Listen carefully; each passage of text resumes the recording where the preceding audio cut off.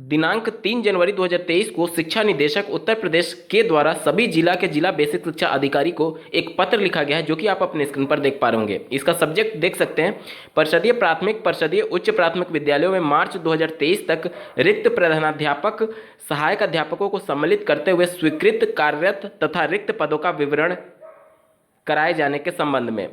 यहाँ पर मैं बता दूं कि बहुत से सोशल मीडिया साइट्स पर ये खबरें वायरल हो रही हैं कि उत्तर प्रदेश में नई शिक्षक भर्ती के लिए रिक्त पदों का ब्यौरा मांगा गया है। इसकी पूरी सच्चाई क्या है, डिटेल में बात करूंगा, अंत तक जुड़े रहिएगा। नमस्कार दोस्तों, मेरा नाम है नीरज और आप देख रहे हैं कैरियर बिट यूट्यूब चैनल। अगर आप इस चैनल पर पहली बार विजिट कर रहे हैं तो इसको सब्सक्राइब करते हुए बेल आइकन को प्रेस करना ना भूलें। जैसा कि आपको ज्ञात होगा कि 2 से 3 दिन पहले ही उत्तर प्रदेश शासन ने जो प्राइमरी और अपर प्राइमरी में प्रमोशन का प्रस्ताव था उसे मंजूर किया है। यानी कि प्राइमरी और अपर प्राइमरी में कितने अध्यापक प्रमोट हो रहे हैं, किस पोस्ट पर प्रमोट हो रहे हैं, वो सब कुछ आंकड़ा जुटाया जा रहा है और इसको नई शिक्षक भर्ती से जोड़ करके सोशल मीडिया साइट्स पर वायरल किया जा रहा है। ये नई शिक्षक भर्ती के लिए कतई भी नहीं है, ये सिर्फ और सिर्फ प्रमोशन के लिए डेटा इकट्ठा किया जा रहा है। यहाँ पर आप देख सकते हैं, क्योंकि जो प्राइमरी में सहायक अध्यापक से अपर प्राइमरी के सहायक अध्यापक या फिर प्राइमरी के प्रिंसिपल बनेंगे, उनके लिए कितने पोस्ट अवेलेबल हैं, तभी तो उसी हिसाब से तो प्रमोशन होते हैं। यानी कि ये प्रमोशन के लिए डेटा जुटाया जा रहा है, ना कि नई शिक्षक भर्ती के लिए। आप लोग को मैं सावधान इसलिए कह रहा हूँ क्योंकि इसी को लेकर के बहुत से कोचिंग संस्थान नए बैच भी प्रारंभ कर देते हैं। तो आप लोग सतर्क रहिएगा, ये नई शिक्षक भर्ती के लिए कतई भी नहीं है। ये सिर्फ और सिर्फ प्रमोशन के लिए डाटा इकट्ठा किया जा रहा है उत्तर प्रदेश शासन के द्वारा, और इससे ज़्यादा इसका कोई भी रोल नहीं है। नई शिक्षक भर्ती में इसका कोई भी लेना देना नहीं है नई शिक्षक भर्ती से।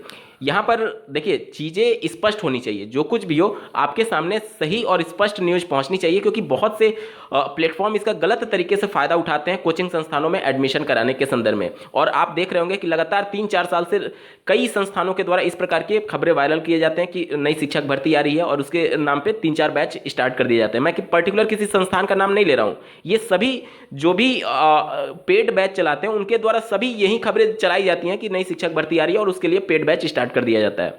तो यहां पर आपको जरूरी यह है कि आपका समय ना बर्बाद हो, क्योंकि देखिए 3 से 4 साल से वैकेंसी जब नहीं आई है तो निश्चित तौर पर अगर सही डायरेक्शन में आप अपनी एनर्जी को लगाते तो आज आपके साथ कुछ पॉजिटिव हो रहा होता। पिछले वर्ष भी जब मैं आप सभी को सूचित कर रहा था कि 2022 में कोई भी प्राथमिक स्तर की शिक्षक भर्ती नहीं आएगी, बहुत से लोग इसको गलत वे में ले रहे थे कि मैं सबको डीमोटिवेट कर रहा हूं। देखिए, थोड़ा सा अंतर होता है कि पॉजिटिव चीज़ दिखा करके अपना फायदा निकालना, और अगर आप डीमोटिवेट होते हुए अगर सही इंफॉर्मेशन पा रहे हैं तो वो ज़्यादा आपके लिए अप्रोप्रिएट है, क्योंकि आपने तो नई शिक्षक भर्ती के वेट में 1 से 2 साल अपना बर्बाद कर दिया।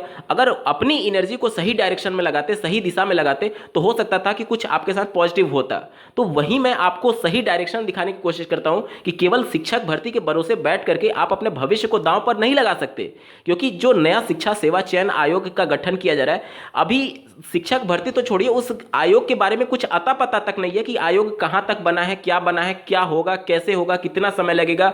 और उसके बाद आयोग जब गठित हो जाएगा तो माननीय मुख्यमंत्री जी ने स्पष्ट शब्दों में निर्देश दिया है कि पहले यूपीटीईटी की परीक्षा का आयोजन किया जाएगा, उसमें भी आपका लंबा समय लगेगा, और शिक्षक भर्ती तो उसके बाद की बात है ना। अब अचानक से आपका 1 हफ्ते में शिक्षक भर्ती थोड़ी आ जाएगा। सबसे पहले आयोग बनेगा, जो कि 3-4 साल से बन ही रहा है, कितना टाइम लगेगा ये भी भविष्य के गर्त में है। उसके बाद यूपी टेट का प्रस्ताव भेजा जाएगा। आप लोग पिछली संस्थानों को देखते थे पीएनपी को, कि वो 3 से 4-5 बार जब प्रपोजल भेजती थी शासन के पास, तब जाकर के मंजूर होता था। उसमें भी 1-1.5 महीने का वक्त लग जाता है। उसके बाद से इसके लिए फंड अलॉट किया जाता है उत्तर प्रदेश शासन के द्वारा, उसमें भी टाइम लगेगा उस प्रस्ताव को मंजूरी देने के लिए। उसके बाद से आवेदन लिए जाते हैं लगभग 20 से 25 दिन। उसके बाद से 2 महीने का समय होता है परीक्षा कराने के लिए। उसके बाद 1 महीने का समय होता है रिजल्ट जारी करने के संदर्भ में। तो इन सभी चीज़ों में अभी समय लगेगा।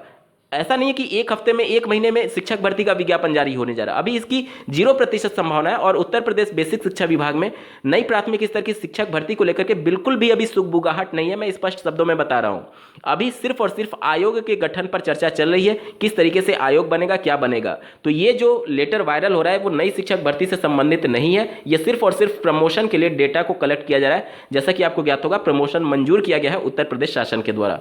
तो भ्रमित होने से बचिए और सही खबर तक आप तक पहुंचे, ये मेरी पहल होती है।